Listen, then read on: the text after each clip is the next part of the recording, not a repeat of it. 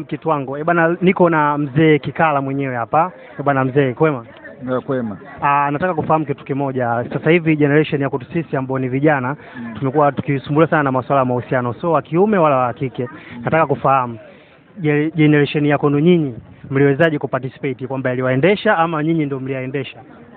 Ya sisi tuliendesha, naweza kusema au tulifanya kwa mafanikio, kwa sababu watu walikuwa zaidi kwenye uhalisia wa kupenda.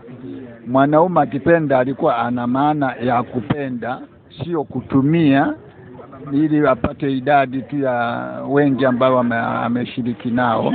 Na msichana alimpenda mvulana yani kama mtu wa kumpenda kikweli kweli.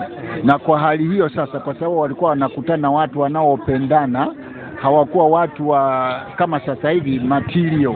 Maana pale sasa hivi mnapendwa kwa sababu una viatu vizuri, una gari nzuri, una nyumba nzuri.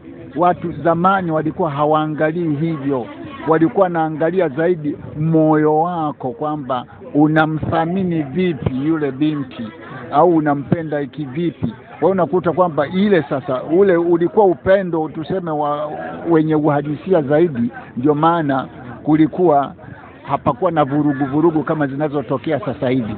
Sasa hivi wewe unampata girlfriend leo, jioni anakuambia nyumba pale ninapokaa kodi ya nyumba imeisha.